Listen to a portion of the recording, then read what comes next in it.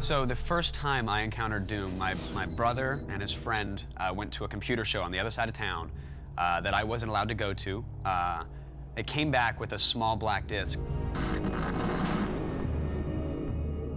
We marathon gamed from 8 p.m. until about 4 in the morning when my parents were stomping on the second story because they could still hear the shotgun blast through the subwoofer. We're in college. I live on the all-girls floor of my co-ed building. There was, of course, also an all-boys floor, of course, is where we all went. So the lights in the hallway had been shut off, and there's horrible noises coming out of people's rooms, punctuated by, yeah, once in a while, and no! Back then, in the early 90s, my friends were telling me, oh man, when you play Doom, it's so awesome that you get nauseous in that first-person shooter. I was like, oh, really? Punks. I'm playing it, I'm like,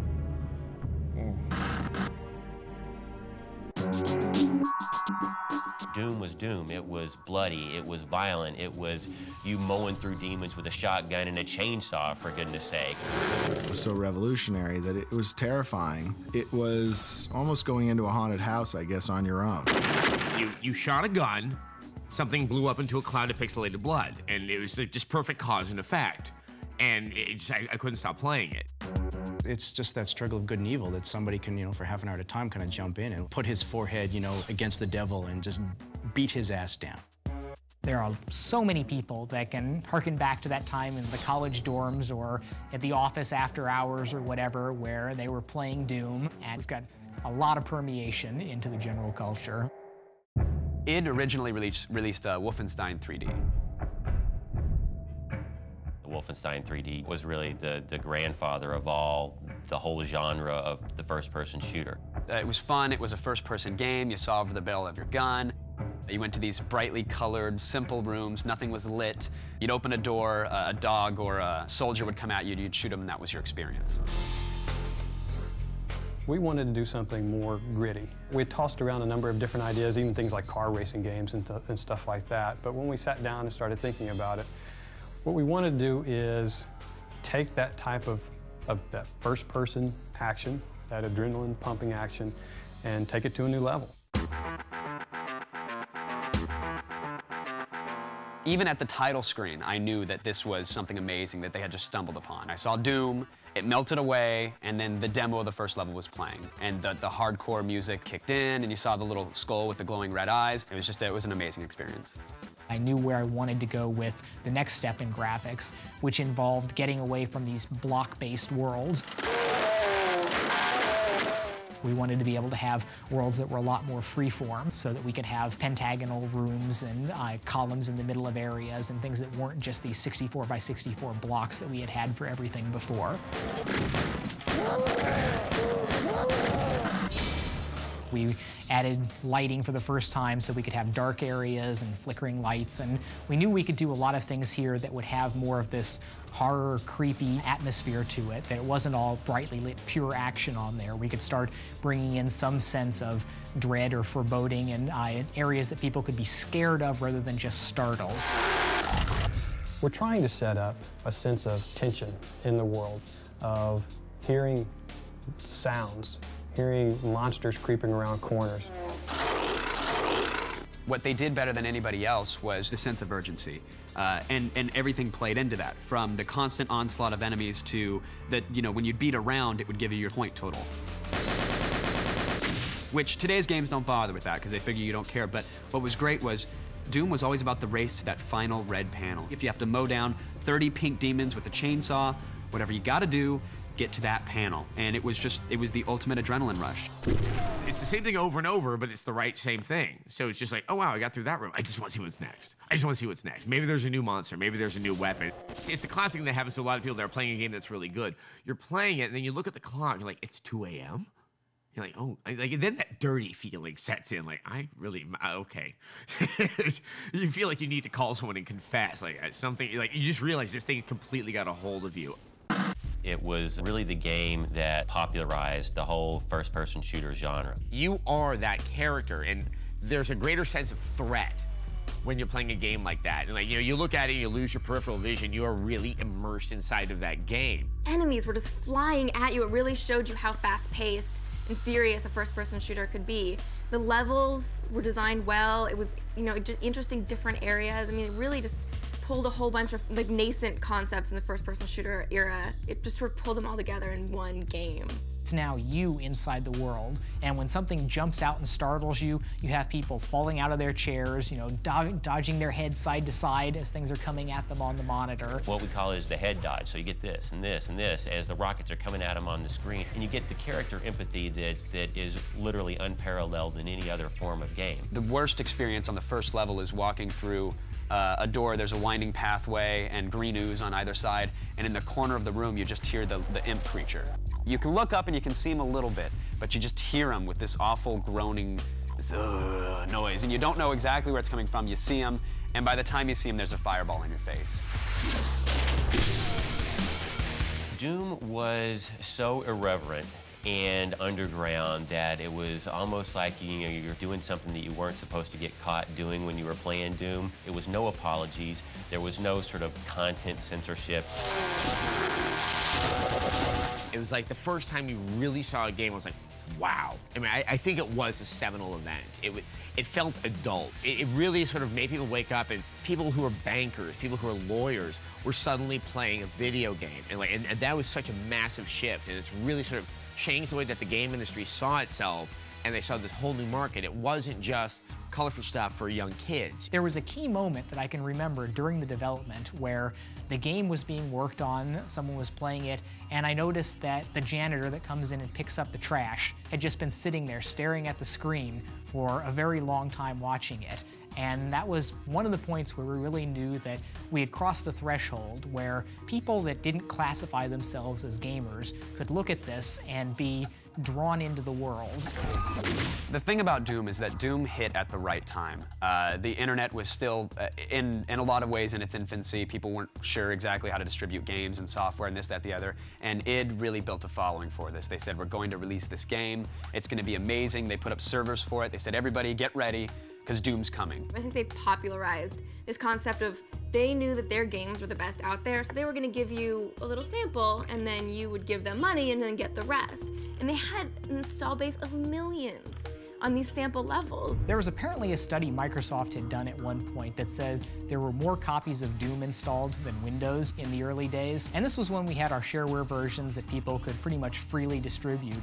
And while we sold, you know, maybe 2 million copies or something of the early commercial Doom versions on there, there were many tens of millions of copies of the shareware version that had been out there and played. I don't think that there was any doubt that Doom was going to be a huge success for the company, but I don't think that anybody really grasped the magnitude that it would have on the industry.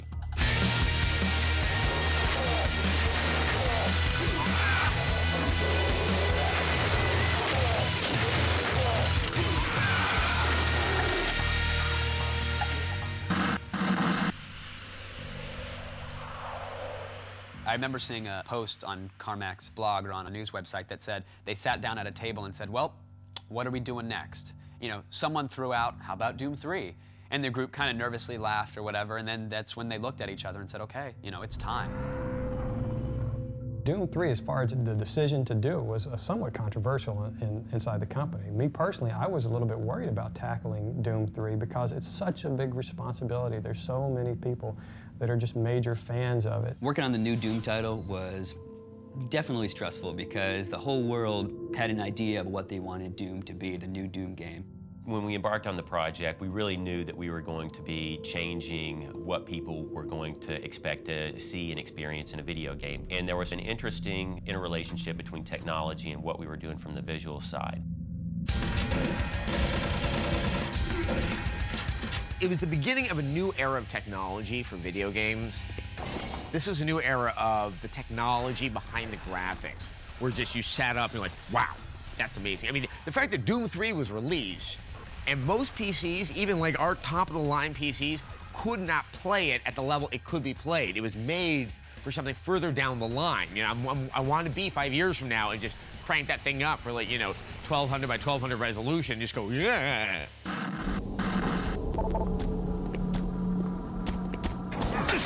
With with the same number of sort of data that had to be crunched through the computer, we were able to render much more lifelike, much more realistic, almost ultra or hyper-realistic environments and characters in the world.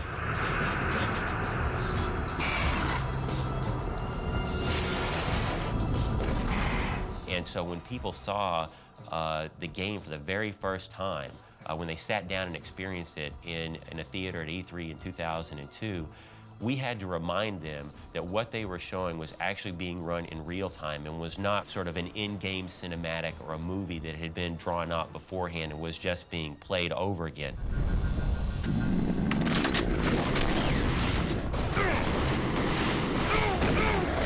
Within the first 20 minutes, I was screaming like a little girl when things started to pop out of the shadows.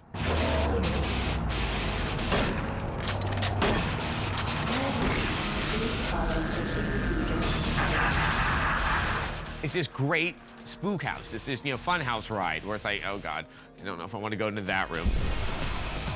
We could go beyond players' imagination with things that, literally would jump out at them through walls, from the floor, that they couldn't even conceive of, maybe even in their worst nightmares. A lot of people got exactly what they wanted from Doom 3, which was the Doom experience all over again, but this time, it's the Doom experience times 1,000. It had these creatures that were now, drooling. That when they snarled, it wasn't just one frame animation, mouth open, mouth closed. They would get in your face, their mouths would gape wide open, you would hear them, the lights would go out, something would shatter, and now the room is filled with spiders. It took these kind of crude designs from the time and really fleshed them out into far more terrifying creatures. But you knew what they were, and it was exciting to see them that way. Bravo team, entry secure. Move in and take positions. Doom 3 was like a huge gaming event. People were lining up in the stores. People were very excited for it. The graphics were everything they were said to be and more. It was slower paced. There weren't hordes of enemies like piling upon you. It was just kind of a different take on the same game. The early Doom games had a lot of memorable moments where you were just mowing down crowds of creatures, while in Doom 3, it's much more up close and personal, where a specific monster will terrify you.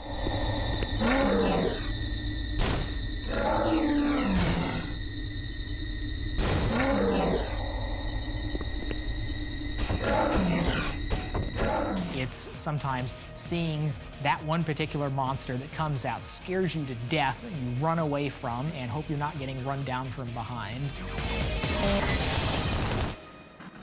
Every publisher and every game developer wants their Doom. That's the effect that this game and this franchise has had on the market, in my opinion. It's the one game that no company can ever have ever again, because it hit at the right time, it had the graphics, it had the sound, it had the technology, and it had the fans. People devote sometimes hundreds or even thousands of hours of their lives in playing these games, and so the game has a place in their life that's even more than it holds with the people who develop the game. We don't do testing, focus testing and group testing and things like that. We're gamers. We love to play games. We know what we like when we see it, and we basically work on a game until it's something that we think is cool. I look around at how big it's all become, and it all comes from just a few of us sitting in our office trying to make a neat game. And over the years, the neat games have become much neater and things have gotten bigger and better. But it's been this process of we just sit down and we work on our tasks and things that we have to do today, things that we're working on for the next project. And we build the games, we care about how they come out, we want them to be good. And they have been good and they've been successful. And here we have millions of people that have really enjoyed the products, and it's heartwarming.